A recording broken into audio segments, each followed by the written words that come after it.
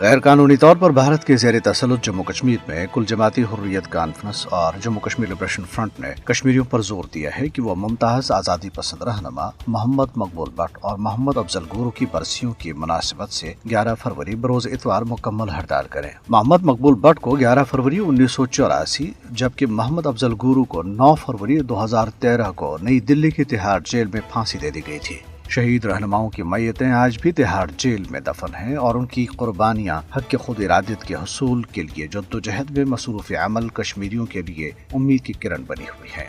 کل جماعتی حریت کانفرنس نے سری نگر میں ایک اجلاس میں مقبوضہ علاقے میں جاری ظلم و جبر کے ماحول پر گہری تشویش کا اظہار کیا۔ اجلاس میں تحریک آزادی کے تقریباً 5 لاکھ شہداء کو خراج عقیدت پیش اور حق کے خود ارادیت کے مقدس مشن کے لیے ان کی قربانیوں کو اجاگر کیا گیا۔ اجلاس میں انسانی حقوق کی بین الاقوامی تنظیموں سے اپیل کی گئی ہے کہ وہ گزشتہ روز نظر بندی کے 31 سال مکمل کرنے والے ڈاکٹر محمد قاسم فختو سمیت کشمیری نظر بندوں کی حالت اظہار کا نوٹس لیں۔ دریاسنا گجر بکروال برادری کے افراد نے مودی کی زیر قیادت بھارتی حکومت کی امتیازی پالیسیوں کے خلاف اپنی آواز بلند کرنے کے لیے جموں میں ایک احتجاجی مظاہرہ کیا۔ گجر بکروال اسٹوڈنٹس الائنس کے زیر اہتمام احتجاجی مظاہرین نے گجر بکروال طبقے کی خصوصی قبائل کی حیثیت ختم کرنے کی شدید مخالفت کی۔ انہوں نے بھارتی پارلیمنٹ میں پیش کیے گئے نام نہاد جموں کشمیر شیڈول ٹرائب ترمیمی بل کو واپس لینے کا بھی مطالبہ کیا۔ اسی طرح لداخ میں سیاسی رہنماؤں نے مودی حکومت کو خبردار کیا ہے کہ اگر ان کے مطالبات 19 فروری تک پورے نہیں کیے گئے تو وہ شدید احتجاج کریں گے۔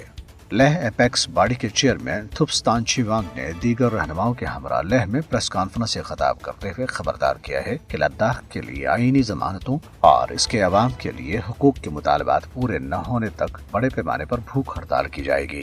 ادھر بھارتی پولیس نے آزادی پسند سرگرمیوں میں ملوث ہونے کے الزام پر مقبوضہ جموں کشمیر سے تعلق رکھنے والے ایک نوجوان کو نئی دلی میں گرفتار کر لیا۔